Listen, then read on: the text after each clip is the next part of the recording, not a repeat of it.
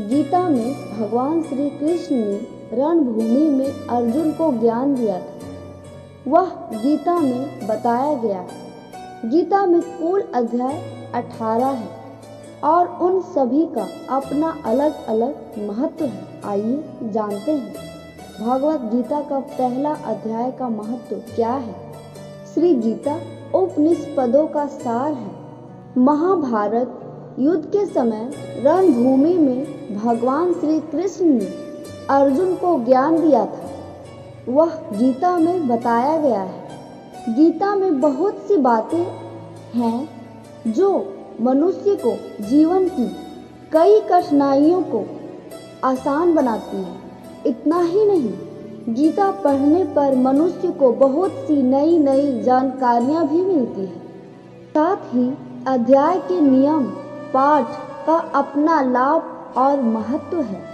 भगवान शिव ने देवी पार्वती को गीता के पहला अध्याय के पाठ का महत्व जो बताया है वही यहाँ आपके लिए प्रस्तुत है। लेकिन गीता के पहले अध्याय के महत्व को जानने से पहले जान लीजिए श्रीमद् भागवत गीता का प्रथम अध्याय का 10 बातें। गीता के पहले अध्याय का नाम अर्जुन विषाद योग है। इस अध्याय में कुरुक्षेत्र के मैदान में उपस्थित बंधुओं और संबंधियों के सामने देखकर अर्जुन के मन में उठे विषाद और मन स्थिति का वर्णन किया गया है, जिसे संजय धृतराष्ट्र को बताते हैं। गीता का प्रथम अध्याय का महत्व। एक समय पार्वती जी ने पूछा, हे महादेव जी, किस ज्ञान के बल पर संसार के सब लोग आपको शिव कहकर पूजते हैं? मृगछाला ओढ़े और अपने सभी अंगों में शमशान की भभूति लगाए, गले में सर्प और नर मुंडों की माला पहने हुए हो, इनमें तो कोई भी पवित्र नहीं है, फिर आप किस ज्ञान से पवित्र माने जाते हैं? तब महादेव ने उत्तर दिया, हे प्रिय सुनो, मैं गीता ज्ञान को अपने हृदय में धारण करने से पवित्र माना जाता हूँ।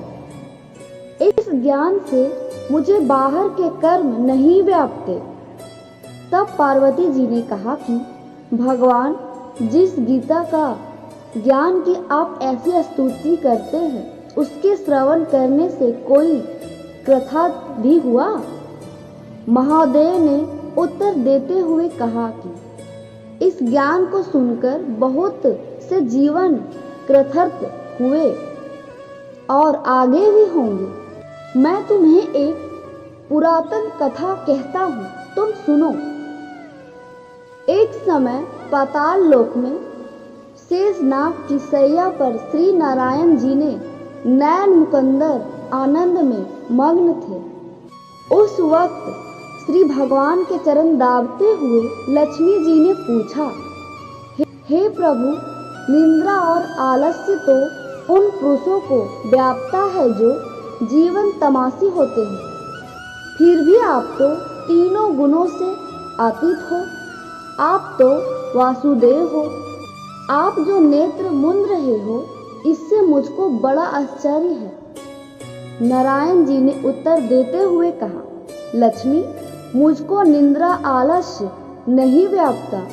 एक शब्द रूप से भगवत गीता है, उसमें जो ज्ञान है उसके आकार रूप है। यह गीता शब्द का रूप अवतार है। इस गीता में यह अंग है। 5 अध्याय मेरे मुख है, 10 अध्याय मेरी भुजा है, 16 अध्याय मेरी हृदय है और मन मेरा उदार है, 17वां अध्याय मेरी जंघा है और 18वां अध्याय मेरी चरण है।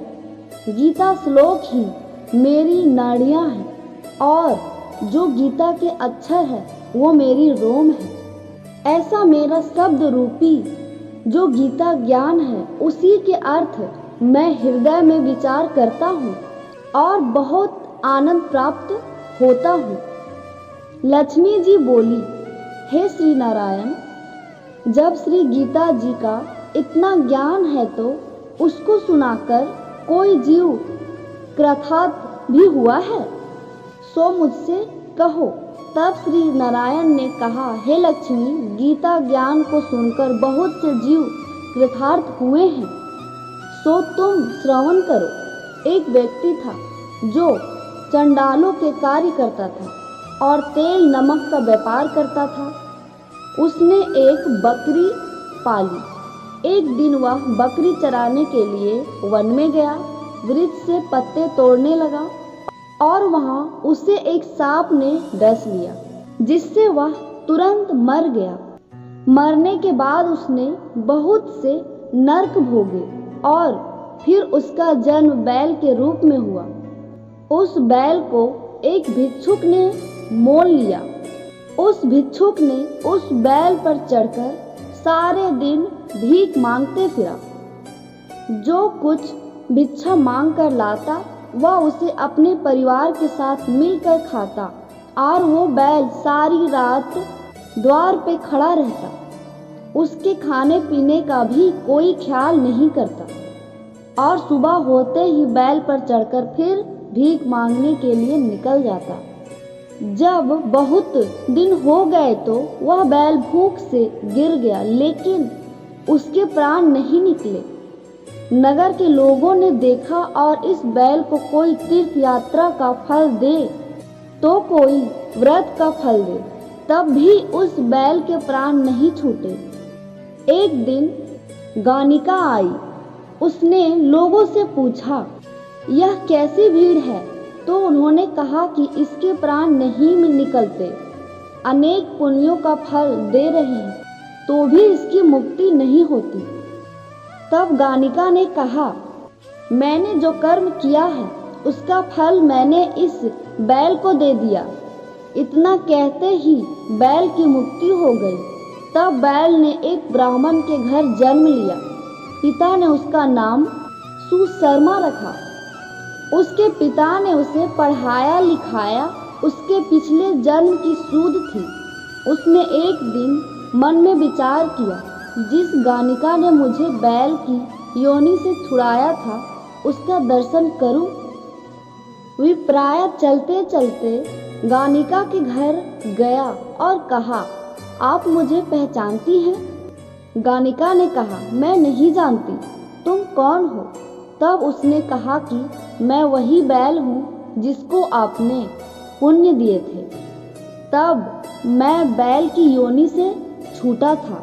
अब मैं विप्राय के घर पर जन्म लिया हूँ। आप अपना पुण्य बताइए। गानिका ने कहा कि मैंने अपने जाने पुण्य नहीं किया, परंतु मेरे घर का एक तोता है, वह रोज सवेरे कुछ पढ़ता है। मैं उसका वाक्य सुनती हूँ, उस पुण्य का फल मैंने तुम्हें दिया। तब विप्राय ने तोते से पूछा कि तुम सवेरे क्या पढ़ते हो? तोते ने कहा, मैं पिछले जन्म में विप्राय का पुत्र था। मेरे पिता ने मुझे गीता के पहले अध्याय का पाठ सुनाया करते थे। एक दिन मैंने गुरु से कहा कि मुझको आपने क्या पढ़ाया? तब गुरुजी ने मुझे श्राप दिया और मैं तोता बन गया। इसके बाद से मैं तोता बन गया। एक दिन बहेलिया मुझे पकड़ ले आया और एक विप्राय ने मुझे मोल ले लिया। वह विप्राय भी अपने पुत्र को गीता का पाठ सिखाता था। तब मैंने भी यह पाठ सीख लिया। उसी दिन विप्राय के घर में चोर घुस गए। उन्हें धन तो प्राप्त नहीं हुए, लेकिन वह मेरा पिंजरा उठा ले आए। उनकी यह गानिका मित्र थी। वह मुझे उसके पास ले आए।